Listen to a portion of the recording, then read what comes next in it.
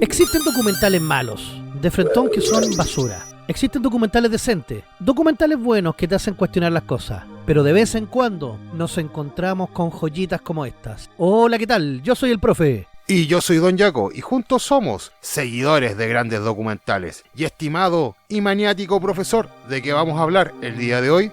Documental de Netflix que la está rompiendo dentro de la plataforma de la N Roja. Con ustedes, Hitler and the Nazis, Evil on Trial. Estimado profesor, hace mucho tiempo que no veía un documental bien hecho de la Segunda Guerra Mundial. Y creo que este ha sido lo mejor que he visto en los últimos años. ¿Qué opina usted, profesor? Documental redondito de 6 capítulos, con cada capítulo duración de 1 hora aproximadamente. Muy bien hecho, muy bien documentado, con recreaciones muy buenas y con extractos de material original también bastante ad hoc y acorde a lo que se está hablando, incluso con la crudeza que amerita un tipo de documental como esto. Incluso pues, yo podría decir que habían imágenes que yo no había visto nunca anteriormente, especialmente una del último episodio que vamos a nombrar más adelante. Pero claro, documental del año 2024, o sea, está fresquito. Es un documental que es dirigido por nuestro amigo Joe Berlinger, que tiene una extensa experiencia en cuanto a lo que son documentales y series documentales, y tiene uno que son bastante crudos, como por ejemplo Paradise Lost de 1985, que hay que tener estómago para verlo. Sí. Perdón, erré el año 1995, dije 85. Claro. Perdón. Sí, no hay problema. Él tiene 62 años, estadounidense, y ojo, él hizo la película La Bruja de Blair 2, pero él no se basa mucho en las películas, sino que le gusta el tema de los documentales. Sí, principalmente son documentales su filmografía y series documentales, y son bastante buenos en general los que tiene. Ojo que... sobre todo de crimen. Sí, eso iba a decir, que principalmente sus temas son oscuros, macabros y que tienen que ver con desvivimientos de diversos tipos. Como por ejemplo, dentro de los últimos que realizó está Conversaciones con Asesinos, las cintas de John Wayne Gacy y las cintas de Jeffrey Dahmer. Uy, interesante, ¿eh? Sí. Ahora, el documental que nos atañe tiene una calificación en IMDb de un 7,6, con más de 1200 votos. Y está, por lo menos en Chile, en el número 7 dentro de los documentales o series de televisión más vistos. Yo creo que un poco bajo el puntaje para el tipo de documental. Yo soy un ferviente seguidor de documentales y series documentales. Creo que durante años lo único que vi fueron documentales, incluso me alejé del cine. Está súper bien hecho, en comparación con algunas basofias que salieron del canal de cable que se dedica a la historia, que en los últimos años había hecho basura en cuanto a este tema de la Segunda Guerra Mundial. Está sumamente bien hecho y me gustó mucho el enfoque, que está enfocado en función de los juicios que se hacen en Nuremberg, y a partir de ellos hacen racontos hacia el pasado para empezar a contar la historia de este austríaco pintor frustrado y todos sus acompañantes. Sí, el documental en estos 6 capítulos recorre el nacimiento, auge y caída del imperio del Tercer Reich, la figura de Adolf y también todas las atrocidades que se cometieron durante los campos de concentración y sobre todo allá al final de la guerra, cuando se encuentra lo que se denomina la solución final. Hay un capítulo que es el capítulo 5 que yo creo que es súper impactante en cuanto a este sentido, que habla incluso de cómo se sentían los soldados al tener que cometer este tipo de atrocidades y cómo lograron solucionar eso con una forma que podríamos decir no afectara tanto al soldado. El grave problema que tuvieron era que a los soldados, después de desvivir a los de ascendencia semita, quedaban con secuelas psicológicas. Incluso se muestra en el documental que posteriormente a realizar los actos les daban alcohol a los soldados para que se pudieran desestresar por el hecho. Adormecer. Sí, utilizarlo como un método paliativo. Y así todo, era una gran cantidad de gente la que tenían que desvivir, pero con eso no llegaba ni siquiera a un porcentaje pequeño del total que se logró desvivir. Entonces después construyeron maquinaria propiamente tal para realizar estas cosas. Y era poco eficiente hacerlo de esa forma, eliminando uno por uno, y por eso tuvieron que generar toda esta maquinaria de eliminación sistemática para poder aumentar los números. Claro. A ver, el documental, como bien decíamos, tiene 6 episodios. Dentro de estos episodios nos va mostrando el ascenso de cómo el pueblo alemán en un primer momento logra aceptar en un primer instante, tolerar esta doctrina, esta doctrina del nazismo. Siento yo que le faltó un poco más de profundidad en su relación con Mussolini o la influencia que tuvo Mussolini en Hitler para el tema ideológico. Sí. Porque recordemos que cuando intenta hacer el golpe de Estado en 1923, Mussolini ya había marchado por Roma en el 22, un año antes, y había tenido mucho éxito. También considero que le faltó un poco más de profundidad en el sentido de que esta ideología no era nativa de Alemania, es nativa de Francia y nace en 1896 con Maurras, este nacionalismo extremo y este antisemitismo. Por lo tanto, en cada rincón de Europa existía un protopartido nazi, pero la gran diferencia era el estado en que se encontraba cada uno de estos países para que esto pudiera surgir. Considero que esto no te lo nombran tan potentemente en el documental en el inicio, pero después, maravilloso, o sea, continúa con todo. Personalmente a mí me hubiera gustado que hubieran profundizado un poco más en las secuelas que tuvo Adolfo posterior a la Primera Guerra Mundial y todas sus frustraciones. A pesar de que las nombran, no son tan profundizadas, ni tampoco se hace gran hincapié en cómo llegó al poder el partido. Cómo se hizo del poder el partido, que en otros documentales ha sido más profundo. Y es por el hecho del enfoque que tiene el documental hacia los juicios de Nuremberg. Claro, a través de los juicios y de las recreaciones que se hacen de él, nos empiezan a contar un poco la historia hacia atrás. Yo encuentro que como está montado el documental es precioso y hace que cada capítulo se te pase muy rápido. Profesor, ¿cuál fue el episodio que le gustó más a usted y por qué? Para mí el tercer episodio, que te muestra como con profundidad cómo Alemania logra llegar a su cúspide, a su máximo. Pero también te muestra dentro cuál era el germen de su propia caída, que eso es muy difícil de encontrar en los documentales. Muchas veces la gente dice, no, que la gente vivía con miedo, ¿no? La gente salió a abrazar al nacionalsocialismo en Alemania con los brazos abiertos. De verdad adoraban al partido y sobre todo después de los Juegos Olímpicos del 36 hasta el 40, Alemania estaba pero en su cúspide. Pero claro, el germen, lamentablemente para ellos, que tenía su autodestrucción, era el no contar con ese famoso espacio vital donde se encontraban los recursos necesarios para poder continuar con esta maquinaria de guerra tan potente. O sea, un país militarista que no tenga un mercado o un uso para sus armas no va a tener viabilidad. Pregúntele a Estados Unidos cómo le va cuando no hay conflicto. Sí. Y que tienen que actualmente fabricar conflictos para poder activar su industria. ¿Y cuál fue el episodio que menos le gustó, profesor? Yo creo que el primero, por lo mismo que comenté al comienzo, que no se entiende bien, no queda claro la influencia que tuvo Mussolini y la influencia de los colectivos protofascistas que existieron antes y que estuvieron pululando por toda Europa. O sea, esto no es una invención de Hitler. Hitler no va y inventa estos nuevos conceptos, porque eran cosas que se venían dando en Europa desde hace mucho tiempo. Es más, cuando se logra tomar París, el Partido Nacional francés es uno de los más grandes colaboradores que existe con los alemanes. Y eso es gente parisino y los mismos franceses que veían con muy buenos ojos esta ideología. En Estados Unidos, para qué decir, también existía un grupo bastante poderoso, pero no lo suficientemente poderoso como para tomar el control del gobierno, lo mismo que con Inglaterra. A Churchill lo presionaron mucho estos grupos para que formara una alianza con Alemania para poder atacar a la Unión Soviética. Y fue Churchill el que se mantuvo firme. Es que Churchill... esas cositas me faltaron. Es que Churchill es un personaje que merece un documental por sí solo. Sí, Churchill es una figura pero brutal. Magistrales sus discursos, cabe destacarlos, que no están presentados en este documental, pero si alguna vez tienen el gusto pueden encontrarlo a través de internet o incluso hay un par de libros que se pueden leer acerca de ellos.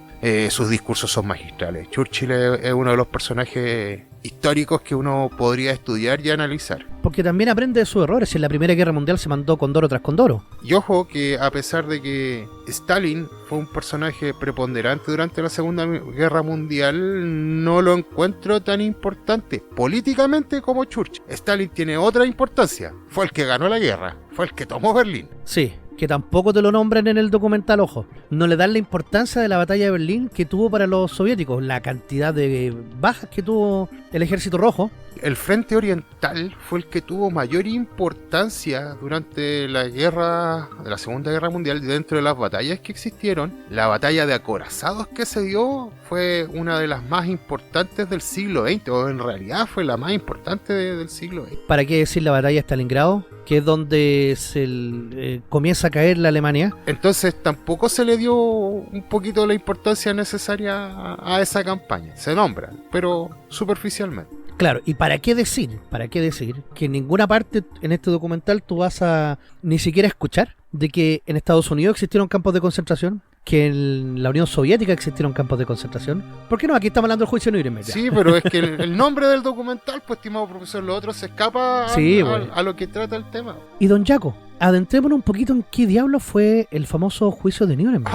Pero... Este juicio, ¿sí? Aquí podemos decir que es donde se marca cómo es el comportamiento del siglo XX y XXI, que los ganadores establecen el castigo a los derrotados, pero se marca mucho más el control que se genera sobre el mundo por la creación posterior a esto de la ONU, y que las potencias ganadoras son quienes tienen el poder de veto y son quienes controlan la ONU totalmente. Claro, y además tenemos que senta un precedente para lo que es la justicia internacional. Los crímenes contra la humanidad. Los crímenes contra la humanidad, efectivamente. Entonces, este juicio, aparte de ser un juicio penal por las atrocidades que se cometieron, también fue un juicio político muy importante, en donde, si bien los ganadores no estaban de acuerdo en cómo se tenía que llevar el mundo, sí se ponen de acuerdo para decir, ya, nosotros vamos a impartir justicia de aquí en adelante. Pero, profesor, ¿fue justicia o incluso venganza? Este juicio es la base. ¿Cómo? Yo creo que fue un buen juicio. ¿Sí? No podían, ¿cómo decirlo?, llegar y desvivir a los jerarcas o a la gente más importante sin un debido juicio. O sea, eso demuestra que no somos bárbaros, que a pesar de todos los crímenes y atrocidades que se cometieron, la gente en un juicio va a ser llevada y va a ser juzgada por lo que cometieron. Tanto así que hay 3 personas que son bastante importantes, como Franz von Papen, que va a ser absuelto. O sea, sin cargo, sin culpabilidad. Parte del show nomás, profesor. Puede ser, pero para darle algo de legitimidad, dice usted. Sí. Hubo gente que fue condenada a la desvivisión, gente que fue condenada a prisión. Gente que después de la cadena perpetua que fueron sentenciados salió por asuntos de salud. Claro. Tuvieron menos de 15 años dentro de prisión. Y otros que fueron condenados a la horca.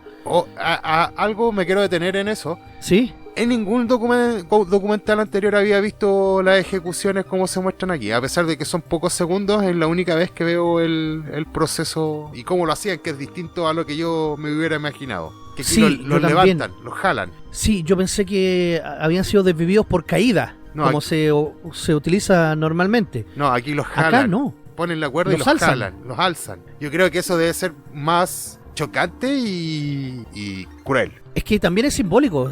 Recuerda que donde se hicieron las ejecuciones estaba lleno de gente. Por lo tanto, al momento de alzarlo, servía para que todo el público pudiera verlo. ¿Y por qué no utilizaron sistemas más conocidos como la guillotina francesa? Si la última vez que se utilizó fue en el año 1977 del siglo XX. Que lo encuentro menos animal. Sí, es que a lo mejor querían que la gente viera ahí los cuerpos un buen tiempo. O sea, era todo algo muy simbólico. Bueno, ¿y para qué decir lo que le pasó a Mussolini en Italia? No, a Mussolini lo hicieron charqui, en pedacitos, lo repartieron por toda Italia. Sí, entonces... Y obviamente el Adolf no quería que le pasara eso y te muestra ahí cuál fue su final. Independiente que algunas personas puedan decir que se escapó a Argentina y ahí vivió un buen tiempo y que incluso llegó a Chile, a Colonia de Dignidad. Historias nomás, profesor, mito urbano. Eso no está comprobado, y parte claro. de las teorías de conspiración. Lo que dice la regla general es que se autodesvivió junto a Eva Braun. Claro, ¿y cómo sabemos eso? Se quemaron los cuerpos porque cuando llegan los alemanes encuentran un trozo de mandíbula. Y en ese trozo de mandíbula encuentran piezas dentales que coinciden con los registros que se tenía de Adolf. Esa es la historia y oficial y la línea que hasta el momento todos respetamos, profesor. El resto, claro, teorías de conspiración. Sí. Entonces, dentro de este documental también yo creo que es súper importante que vamos a seguir a Albert Speer, que fue un periodista de la CBS que estuvo durante todo el auge y principio de la caída de Alemania. Qué espectacular esa escena que recrean cuando hace el primer discurso Adolf y todos se ponen de pie y empiezan a saludarlo con el brazo extendido, y él es como el único que está en la sala que queda como petrificado diciendo ¿qué está sucediendo? Claro. Encontré memorable esa representación y los distintos puntos que tuvo a través de la historia que se le veía o escribiendo a mano o haciendo reflexiones de lo que estaba sucediendo hasta que se le ve los juicios de Nuremberg. Claro, o sea, él sigue la historia completa, del principio a fin. O sea, es maravilloso lo que este señor le puede entregar a la historia, porque él logra salir de Alemania con sus diarios, que es él mismo cuenta que si lo pillaban, lo iban a desvivir. Entonces logra escapar con su diario, donde tiene todas sus memorias, y aquí es donde cuenta todo, absolutamente todo, desde que parte. Por lo tanto, queda como un documento histórico muy, a pesar de que es parcializado, porque pertenece a una persona con una ideología, pero es una persona que vivió todo ese proceso. Por lo tanto, es un documento muy valioso. Incluso después, cuando él es invitado a los juicios de Nuremberg por todo lo que él mismo había visto, o sea, él ve el principio y el fin. O sea, como un testigo de la historia, yo creo que él debe haber sido uno de los más privilegiados, muy a pesar de él. Sí, porque fue testigo de la historia en primera persona. Él la vivió, no la escuchó. Él vivió la historia. Claro. Entonces, eso es lo que hace que este documental se conecte con las distintas piezas, y la realización propiamente tal de Joe, del director Joe Berlinger, hace que sea precioso. O sea, usted no va a tener pérdida en este documental completo. Insisto, hay algunos pequeños, pero son muy pequeños datos que faltan o que te subexplican. Pero el documental es completamente disfrutable, es un documental muy riguroso históricamente hablando, y es un documental entretenido, que se te pasa rápido, y de verdad yo sentí que con este documental aprendí. Solo un comentario, eso es lo más importante, profesor. ¿Sí? Es bueno el documental, pero uno tiene que tener la mentalidad y el criterio formado para verlo. No es para mentalidad de cristal, porque trata temas que son crudos y los trata de una forma los trata sin anestesia. Entonces, como debe ser, creo yo. La historia es como es. No, tú no puedes maquillar la historia. Capítulos 5 y 6 son extremadamente crudos. Sí, especialmente el final. Sí. Yo creo que el único aliciente que yo le diría a las personas, criterio formado, y para niños no es recomendable. No, para niños no. Y adolescentes, ojalá con la supervisión de un adulto, pero para que también le vaya explicando cosas que saben, si es que saben. Es que, profesores, estos temas ya se están pasando hacia el olvido. La Segunda Guerra Mundial ya pasó hace demasiado tiempo y ya no estamos, porque antiguamente los documentales que usted vio en los 80 o yo vi en los 80, hablaban las personas que estuvieron en la Segunda Guerra Mundial. Actualmente estamos viendo hijos o incluso nietos que están dando testimonios. Ya las primeras fuentes ya no están. No están y no van a estar. Y por lo tanto se están haciendo que estas fuentes históricas se están alejando y está pasando el tiempo y están pasando al olvido. Y lo importante, ¿para qué sirven estos documentales? Y es una de las grandes reflexiones que tiene al final. Es para que aprendamos de la historia y estos hechos no se vuelvan a repetir. Claro, no podemos olvidar todo lo que ocurrió. Y ahí considero yo que el documental da en el palo, porque al ser tan crudo, al mostrar imágenes tan crudas, golpea. De verdad, yo había visto muchas veces temas de los campos de concentración, pero al verlo acá en este documental, ver imágenes inéditas, es crudo. También el tema, por ejemplo, de los bombardeos a civiles, es súper crudo. Lo que pasó en Dresden es fuerte, o sea, y todo motivado por ya un ego personal. Incluso cuando decía, si no ganamos es porque no merecemos ganar y merecemos morir. Eso también lo encontré así como, wow, estás condenando a todo tu pueblo que creyó en ti a morir solamente porque no eres la nación más fuerte. Pero piensa tú que una de las esposas de un jerarca alemán decide desvivir a sus hijos con cápsulas de cianuro. A sus seis hijos, porque no veía un futuro para Alemania sin la guía sabia del Führer. Claro. Entonces eso yo lo encontré demasiado impactante. Y las mismas juventudes hitlerianas que al final se ven combatiendo, eran todos niños, 10 años, 12 años, 8 años. Entrevistaban a un niño que estaba feliz porque había logrado llevar suministro a las líneas del frente. Estaban entre medio de las balaceras. ¿Sí? Y muchos de ellos murieron. Entonces, wow, es súper potente y sobrecogedor, sobre todo al final, este documental. Y como usted bien dice, don Jaco, son de estas cosas que uno dice no hay que olvidar. Y por lo tanto, llamo a la gente, si no ha visto este documental, a que lo vea con altura de mira, porque de verdad es una de las joyitas que me ha tocado ver como documentales desde hace mucho tiempo. Una pregunta, profesor, ¿en el currículo educativo de educación media todavía está la Segunda Guerra Mundial o no? Sí, se ve la Segunda Guerra Mundial muy someramente. y dentro del currículum de educación de adultos no se ve. Partimos desde la Guerra Fría. ¿En serio? En serio, en educación de adultos no se ve la Segunda Guerra Mundial, solamente se empieza a ver desde el conflicto del mundo bipolar. Qué increíble. Estoy viejo, profesor. Sí, y la verdad, al conflicto como tal, cuando uno se lo enseña a los niños de segundo medio en Chile, que viene a significar cuarto de secundaria, el foco de la Segunda Guerra Mundial está puesto solamente en el Holocausto. ¿Y cómo explicas la Guerra Fría sin tener el contexto de la Segunda Guerra Mundial? Que supuestamente la gente tendría que haber visto esto durante sus estudios básicos, pero un niño de 12, 13 años no va a entender a profundidad por qué la gente llega a esto. Porque tú perfectamente puedes incluso decir, ya, sí, le tenía mal a los judíos, se creó el Holocausto, pero ¿por qué la gente logra abrazar ideologías tan raciales como esta? Incluso más, o sea, si tú no tienes el contexto de la Primera Guerra Mundial y la humillación que tiene Alemania post Primera Guerra Mundial, no entiendes el contexto de la Segunda. No, o sea, no se entiende. Si no entiendes, no entiendes el sufrimiento que generó el Tratado de Versalles sobre Alemania, la pérdida de Alsacia y Lorena, no vas a entender el contexto de la Segunda Guerra Mundial y por qué. No, y muchas otras cosas más, el pago desmedido, la hiperinflación que hubo. O sea, cuando uno analiza este periodo, hay que analizarlo como uno solo. Si los profesores se van a dedicar a analizar por separado tanto la Primera Guerra Mundial como los locos años 20 y la crisis del 29 y después la Segunda, no funciona. Es todo un conjunto. De hecho, la principal causa de la Segunda Guerra Mundial es el Tratado de Versalles. O sea, si lo analizamos desde ese punto de vista, y todo lo que ocurre después es una tregua, entre comillas, entre las potencias que desemboca en la Segunda Guerra Mundial. Es más, para los europeos, ellos le dicen la Gran Guerra a la Primera Guerra Mundial, y a la Segunda Guerra Mundial ellos recién llaman Guerra Mundial. O sea, es la Gran Guerra y la Guerra Mundial, pero no lo ven como Primera y Segunda. E incluso ya se está analizando todo como un conjunto. Y obviamente eso falta mucho, por lo menos en las escuelas de mi país, estoy hablando desde Chile, que se integre bien de esto dentro del currículum para que los muchachos puedan entender bien a cabalidad. O sea, el mismo hecho de hablar del Tercer Reich, el Tercer Imperio, el segundo fue el que cayó con el término de la Primera Guerra Mundial, y el primer Reich, que se le llama, el Sacro Imperio Romano Germánico. Entonces, muchas veces hay personas que hablan sobre el Tercer Reich y no tienen ni siquiera idea de qué significa Tercer Reich, Tercer Imperio. Claro,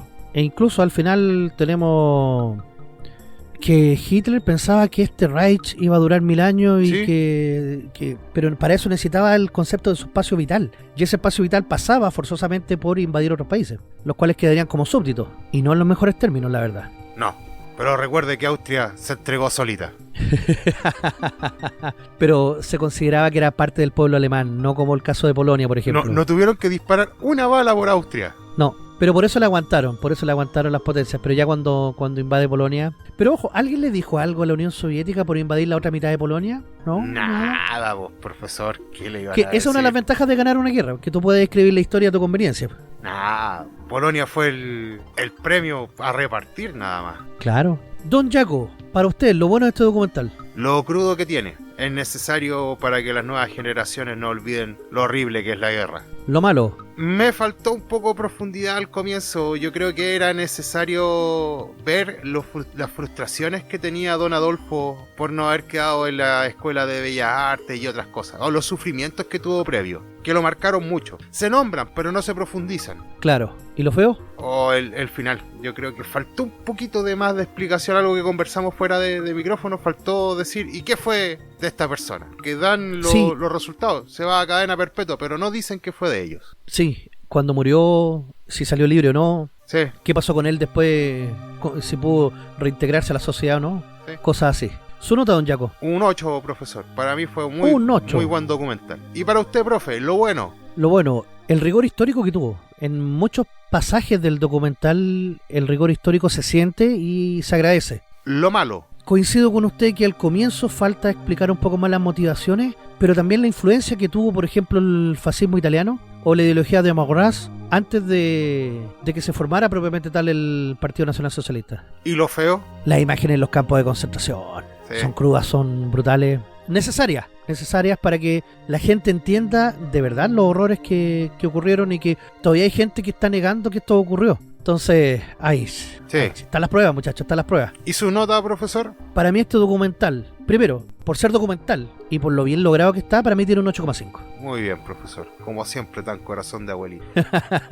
Bueno, déjanos tú también en la caja de comentarios si viste este documental, estas 6 horas, porque de verdad los valen. Si no lo has visto, atrévete a verlo, no te va a fallar. ¿Y qué te pareció? Si fue bueno, si fue malo, si compartes los aspectos en cuanto a dirección o en cuanto a cómo está contada la historia. Y como siempre, estimados auditores, muy agradecidos por vuestra compañía. Síganos en nuestras redes sociales. Estamos presentes en TikTok, Facebook e Instagram. Y especialmente aquí, en Diversión Primate, en YouTube. Larga vida y prosperidad y sean excelentes los unos con los otros. Adiós.